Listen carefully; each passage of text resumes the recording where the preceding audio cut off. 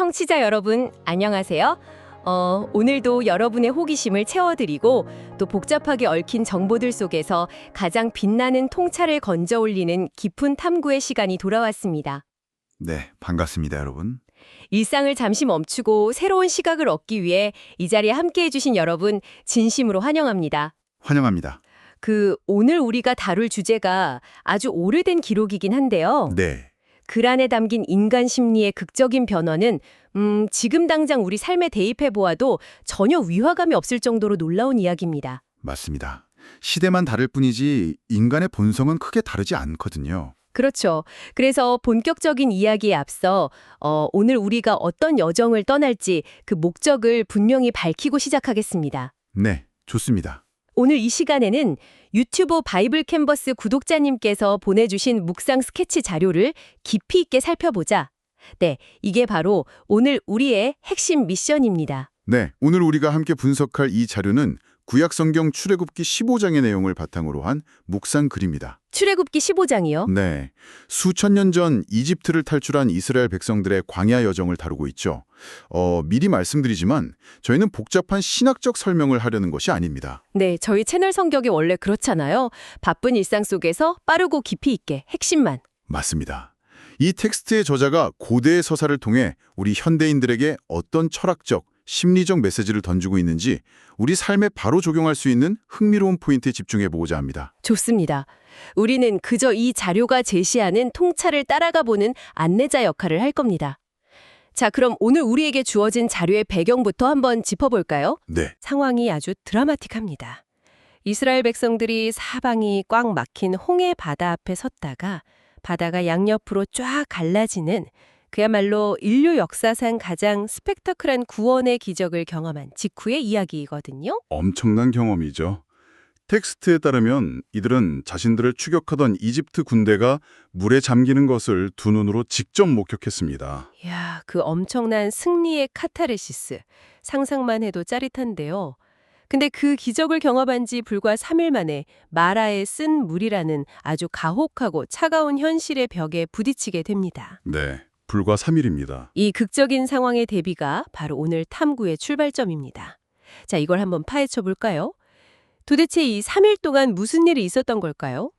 이 텍스트의 저자는 그 3일이라는 시간에 아주 큰 의미를 부여하고 있습니다. 어떤 의미죠? 홍해를 건넌 직후 이스라엘 백성들의 감정 상태는 그야말로 최고조에 달아 있었습니다. 자료를 보면 이들은 바다가 갈라진 사건을 두고 하나님을 용사라고 부르며 격렬하게 찬양하죠. 아, 미리암이라는 인물이 소고를 치고 여인들이 다 같이 춤을 추며 거대한 축제를 벌였다고 기록되어 있죠? 맞습니다. 평생 노예로 억압받다가 기적적으로 자유를 얻었으니 그 도파민의 분비량은 정말 상상을 초월했을 겁니다. 와, 그 현장에 있었다고 상상해보면 아드레날린이 폭발하는 게 당연하죠. 세상에 무서울 게 하나도 없고 앞으로의 인생은 탄탄대로일 거라고 믿어 의심치 않았을 겁니다. 충분히 그럴 수 있는 상황입니다. 근데 참 이상하단 말이죠. 그토록 뜨거웠던 감격이 원망과 분노로 바뀌는데 걸린 시간이 고작 사흘입니다. 네, 극단적인 변화죠. 심리학에서 말하는 쾌락 쳇바퀴 현상이 떠오르기도 하네요. 인간이 아무리 극적인 긍정적 변화를 겪어도 금방 원래의 감정 상태로 돌아온다는 그 개념 말입니다. 아주 적절한 심리학적 연결입니다. 저자 역시 이 현상을 환경의 문제가 아니라 인간 내면의 문제로 짚어냅니다. 자료는 이 지점에서 첫 번째 분석의 렌즈로 지성, 즉 인털렉트를 제시합니다. 지성이요? 여기서 지성이 왜 나오죠? 여기서 정말 흥미로운 점은 저자가 이들의 홍해 찬양을 완벽한 믿음의 표현으로 보지 않는다는 겁니다. 아니, 그렇게 열정적으로 춤추고 노래했는데 완벽한 믿음이 아니었다고요? 네, 찬양과 감사가 단순히 내 눈앞의 상황이 좋아서 터져나온 일시적 감정의 배출이었다고 지적하죠. 스펙터클한 현상 자체에 압도되었을 뿐이라는 겁니다. 아, 그러니까 그들이 기뻐했던 건 하나님이라는 존재의 본질이나 변치 않는 성품을 깊이 이해했기 때문이 아니라 당장 내 눈앞에서 벌어진 바다가 갈라진 마술 같은 이벤트에 열광한 일종의 팬덤 같은 반응이었다는 거군요. 정확합니다. 텍스트는 진정한 의미의 찬양이나 신뢰란 상황의 좋고 나쁨에 따라 요동치는 것이 아니라고 말합니다. 그럼요. 절대자의 변치 않은 성품에 근거한 지성적 이해가 동반되어야 한다고 주장하죠. 상황이 좋으면 환호하고 당장 마실 물이 없다고 해서 사흘 만에 분노를 터뜨리는 모습은 네. 결국 그들이 경험한 기적이 내면의 깊은 통찰로 이어지지 못했음을 보여준다는 것입니다. 그렇다면 그들이 사흘 만에 도착한 곳, 그 마라라는 지역에 대해 좀 더 파헤쳐 볼까요?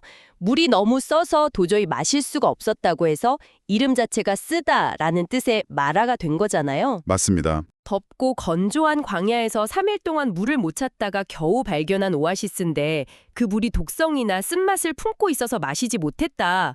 백성들 입장에서는 홍해에서 우리를 살려놓고 고작 여기서 목말라 죽게 만드냐고 따질 법도 합니다. 생존의 위협이니까요. 그런데 저자는 이 답답한 상황을 단순한 지리적 불운으로 보지 않는 것 같더라고요. 네, 저자는 이 사건을 아주 흥미로운 시각으로 재해석합니다. 이스라엘 백성들이 쓴물을 만나게 된 것이 안내자인 모세나 그들을 이끄는 하나님의 길찾기 실수가 아니라고 확실히 선을 긋습니다. 그럼 의도된 거라는 건가요? 그렇습니다. 오히려 그 마라의 쓴물은 백성들의 마음을 시험하고 정결하게 하기 위해 의도적으로 설계된 교육적 섭리라고 분석합니다. 잠깐만요. 여기서 조금 날카로운 질문을 하나 던져보고 싶네요.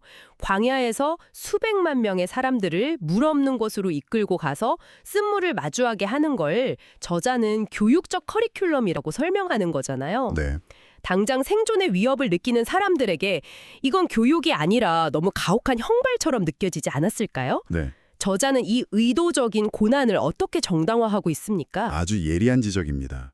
그게 바로 이 텍스트가 현대 독자들에게 던지는 가장 묵직한 철학적 질문이기도 하죠. 네.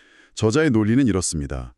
홍해라는 거대한 기적은 그들을 물리적인 노예 상태에서 해방시켰지만 그들의 내면은 여전히 결핍 앞에서는 언제든 무너져 내리는 노예의 상태에 머물러 있었다는 겁니다. 아, 몸은 자유인이 되었지만 정신은 여전히 노예였다. 맞습니다. 일상의 작은 결핍 앞에서도 궁극적인 보호자를 신뢰할 수 있는지를 다져가는 훈련 없이는 진정한 의미의 자유인으로 광야를 건널 수 없다는 것이 저자의 해석입니다. 그렇군요. 즉, 마라라는 그들의 숨겨진 불신과 조급함을 수면 위로 끌어올리기 위한 필수적인 무대였다는 뜻이죠. 야, 그렇게 연결되니까 이야기의 충의가 확 깊어지네요. 생존의 위협이라는 가장 극단적인 상황을 통해 그들의 밑바닥에 깔려있던 진짜 마음의 상태를 직면하게 만들었다는 거군요. 바로 그겁니다. 자, 그럼 이 팽팽한 긴장감 속에서 갈등이 어떻게 해소되는지 넘어가 보죠. 백성들이 원망을 쏟아낼 때 하나님이 모세에게 한 나무를 가리키셨고 모세가 그 나무를 물에 던졌더니 쓴물이 달아졌다고 자료는 기록하고 있습니다. 네, 극적인 반전이 일어나는 부분이죠. 여기서 제가 정말 궁금했던 게 있습니다. 솔직히 나무까지 하나 던졌다고 수많은 사람이 마실 호수 같은 물에 화학적 성질이 바뀌었다는 건 과학적으로 설명이 안 되는 기적이잖아요. 그렇죠. 현대 과학의 잣대로 보면 설명하기 어렵습니다. 그런데 저자는 이 대목에서 갑자기 그 나무가 하나님의 약속, 구체적으로는 하나님의 법도와 규례를 상징한다고 해석합니다. 네, 아니, 물리적인 나무 토막 하나가 어떻게 갑자기 법도와 약속이라는 추상적인 개념으로 훌쩍 건너뛰는 건가요? 텍스트 안에 어떤 언어적인 연결고리라도 있는 건지 아니면 저자의 순수한 신학적 비유인지 궁금합니다. 그 부분은 고대 근동의 문학과 성경 텍스트 특유의 상징적 기법을 이해해야 합니다. 저자는 이 사건을 단순한 정수작업이나 마술적 현상으로 보지 않습니다. 네. 텍스트 내에서 나무는 종종 생명이나 신성한 질서를 상징하죠. 아, 상징적인 의미가 있군요. 네, 저자의 신학적 틀 안에서 이 죽음의 쓴물, 즉 마라의 생명을 부여하는 유일한 매개체인 이 나무는 인간의 고통스럽고 부패한 현실 속에 개입하는 하나님의 말씀과 기준을 은유하는 것으로 해석됩니다. 혼돈의 상태에 절대자의 질서, 즉 법도와 규례가 던져질 때 비로소 그 상황이 생명을 살리는 단물로 변화된다는 고도의 상징적인 해석인 셈입니다. 아, 그러니까 부러진 나뭇가지 자체에 어떤 신비한 화학 성분이 있었던 게 아니라 절대자가 지시한 방법을 그 고난의 현장에 순종하며 던져 넣었다는 행위 자체가 핵심이라는 거군요. 네, 정확합니다. 저자는 독자들에게 이 은유를 적용해보라고 권유하는 것 같습니다. 인생에서 도저히 삼킬 수 없는 쓴맛을 경험할 때 네, 스스로의 감정이나 세상의 임시방편으로 그걸 덮으려 하지 말고 절대자의 변치 않는 원칙이나 약속을 그 고통의 한가운데로 집어넣어 보라는 일종의 도전장 같네요. 이 대목은 정말 정서, 즉 어펙션을 건드리는 통찰입니다. 완벽한 요약입니다. 그리고 이 기적적인 해결 직후에 등장하는 선언이 이 이야기의 클라이맥스라고 할 수 있습니다. 어떤 선언이죠? 텍스트에 따르면 물을 달게 만드신 직후에 하나님은 자신을 나는 너희를 치료하는 여호와임이라, 즉 여호와 라파로 처음 계시하십니다. 여호와 라파, 치료하는 하나님이라는 뜻이군요. 네, 이 대목에서 저자의 통찰이 아주 빛을 발하는데요. 지금 이스라엘 백성들의 1차적인 문제는 마실 물이 없는 물리적인 갈증이었습니다. 그렇죠. 당장 목이 말랐으니까요. 그렇다면 논리적으로 나는 너희에게 물을 공급하는 자다라고 선언하는 것이 자연스럽겠죠. 그런데 왜 굳이 치료하는 자라는 표현을 썼을까요? 듣고 보니 그러네요. 물을 정수해줬으면 정수하는 자나 갈증을 해소하는 자여야 하는데 치료라는 단어를 썼다는 건 결국 고쳐야 했던 대상이 마라의 물이 아니었다는 뜻으로 들리는데요. 맞습니다. 저자는 이 지점에서 사건의 본질을 물리적 차원에서 정신적, 영적 차원으로 끌어올립니다. 무엇이 진짜 병들어 있었는가? 무엇이 병들어 있었죠? 바로 홍해의 거대한 구원을 경험하고도 상황이 조금 틀어지자마자 사흘 만에 분노와 불평을 쏟아내는 백성들의 마음 그 자체였다는 것입니다. 아, 마음의 병이었군요. 그들의 조급함, 두려움, 노예 근성으로 찌든 내면이야말로 진짜 치료가 필요한 중증 질환이었다는 뜻이죠. 소름이 돋는 통찰이네요. 이스라엘 백성들은 물이 너무 써서 못 마시겠다고 화를 냈지만 텍스트의 저자는 사실 진짜 썼던 건 너희들의 마음속에 깊이 또아리를 틀고 있는 쓴 뿌리였다라고 꼬집는 거군요. 네, 정확히 그겁니다. 상황이 조금만 나빠져도 쉽게 원망으로 돌아서는 인간의 본성 말입니다. 그렇습니다. 그래서 이 자료에 등장하는 청교도 신학자 토마스 왓슨의 인용구가 이 상황을 아주 시적으로 잘 요약해주고 있습니다. 토마스 왓슨이요? 뭐라고 했나요? 하나님의 자비는 쓴 뿌리에서 피어나는 가장 달콤한 꽃과 같다. 와... 17세기 영국의 설교자였던 토마스 왓슨은 고난 속에서 발견하는 은혜의 역설을 자주 강조했던 인물인데요. 저자는 이 명언을 통해 독자들에게 깊은 위로를 건네고자 합니다. 하나님의 자비는 쓴 뿌리에서 피어나는 가장 달콤한 꽃과 같다. 참 오랫동안 곱씹게 만드는 문장이네요. 청취자 여러분도 한번 생각해 보시면 좋겠습니다. 네, 정말 깊이가 있죠. 이 텍스의 논리를 빌리자면 우리가 인생에서 겪는 그 고통스러운 쓴 뿌리야말로 치료하는 자를 경험하게 만드는 가장 완벽한 토양이라는 뜻이니까요. 마라의 쓴물이라는 위기가 없었다면 이스라엘 백성들은 영원히 여호와 라파라는 치유의 성품을 깨닫지 못했을 겁니다. 그렇습니다. 고난이 곧 치유의 무대가 된 셈이죠. 자, 그런데 이 묵상 자료가 여기서 끝을 맺지 않습니다. 이 이야기의 다음 행선지가 남아있죠. 저자가 짚어내는 세 번째 영역, 바로 결단, 윌과 관련된 장소인데요. 마라의 쓴물 사건을 통과한 이스라엘 백성들이 곧바로 도착한 곳이 어디인지 자료는 어떻게 묘사하고 있습니까? 그들이 마라를 떠나 도착한 곳은 엘림이라는 지역입니다. 자료는 이곳을 아주 구체적인 숫자로 묘사하죠. 숫자가 나오나요? 네, 12개의 샘물과 70그루의 종려나무가 있는 곳입니다. 12와 70이요? 고대 근동의 상징성에서 12와 70은 완전함과 풍요로움, 그리고 완벽한 안식을 의미합니다. 이스라엘의 12지파가 각각 넉넉히 물을 마시고 쉴 수 있을 만큼 완벽하게 예비된 거대한 오아시스였다는 뜻입니다. 12개의 샘물과 70그루의 나무라. 마라의 그 척박하고 쓴물과는 너무나도 대조적인 풍경이네요. 완전한 반전이죠. 그런데 지도를 보면 마라에서 엘림까지의 거리가 그렇게 멀지 않았을 텐데요. 그야말로 모퉁이 하나만 돌면 닿을 수 있는 거리 아니었나요? 바로 그겁니다. 저자가 가장 강조하고 싶었던 포인트가 바로 그 지정입니다. 하나님은 이스라엘 백성을 광야에서 그저 목말라 고생만 하도록 내버려 두지 않으셨다는 거죠. 네. 그들의 영혼과 육체의 깊은 안식을 위한 엘림을 마라 바로 다음 코스로 아주 가까운 거리에 이미 준비해 두셨다는 겁니다. 아, 이 대목에서 저자가 우리에게 던지려는 메시지가 뭔지 확 와닿네요. 어떤 점이 와닿으셨나요? 이스라엘 백성들이 마라의 쓴물 앞에 섰을 때 당장 눈앞의 결핍 때문에 이성을 잃고 원망부터 터뜨렸잖아요. 그렇죠. 만약 그들이 마라 너머에, 아니 그 엘림을 치밀하게 예비해둔 존재의 신실함을 조금이라도 신뢰했다면 어땠을까요? 저자의 의도가 바로 그것입니다. 이 텍스트는 독자들의 의지적인 결단을 촉구합니다. 승리의 노래를 부르는 것은 사실 쉽습니다.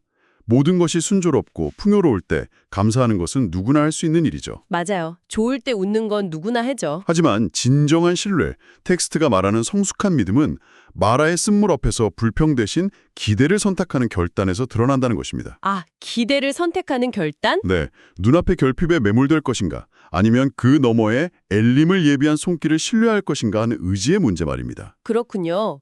결국 이 묵상 스케치의 저자는 출애굽기 15장이라는 고대 텍스트를 통해 현대인들에게 아주 실용적이면서도 날카로운 도전을 하고 있는 셈이네요. 아주 훌륭한 적용 포인트입니다. 우리의 일상으로 이 이야기를 가져와 본다면 우리 역시 매일매일 크고 작은 마라의 쓴물을 만납니다. 직장에서의 부당한 대우, 갑작스러운 경제적 어려움, 믿었던 관계의 단절 같은 것들이죠. 누구나 겪는 일상적인 고난들이죠. 저자의 시각에 따르면 그 쓴맛이 느껴질 때 원망이라는 독을 내뿜는 대신 절대자의 약속과 원칙이라는 나무를 그 문제 한가운데로 던져보라는 겁니다. 맞습니다. 지성으로 섭리를 이해하고 정서적으로 치유를 경험하며 최종적으로 의지를 다해 신뢰를 결단하라는 것.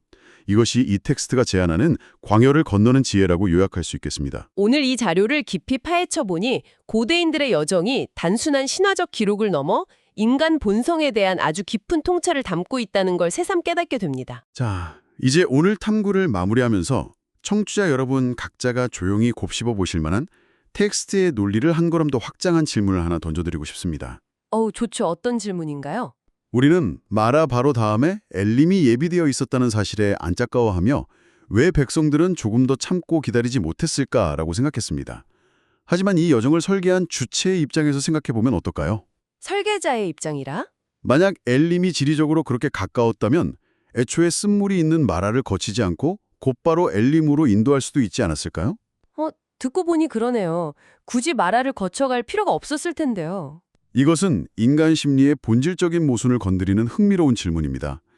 어쩌면 인간의 마음은 마라의 그 지독한 쓴맛이라는 강렬한 대비를 경험하지 않고서는 엘림의 단맛과 완벽한 안식을 온전히 감사하고 누릴 수 없는 존재는 아닐까요?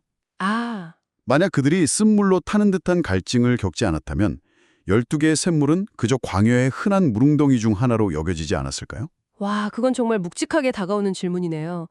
쓴맛이 없었다면 단맛의 가치도 몰랐을 거라는 인간의 그 한계성조차 훈련의 도구로 사용되었다는 뜻이군요. 네, 그렇습니다. 지금 인생의 쓴물을 마시고 계신 청취자 여러분, 어쩌면 그 쓴맛이 여러분의 다음 행선지에 있는 엘림을 가장 완벽하게 누리기 위한 미각 훈련일지도 모르겠습니다. 네, 훌륭한 비유네요. 오늘 저희가 준비한 깊은 탐구는 여기까지입니다.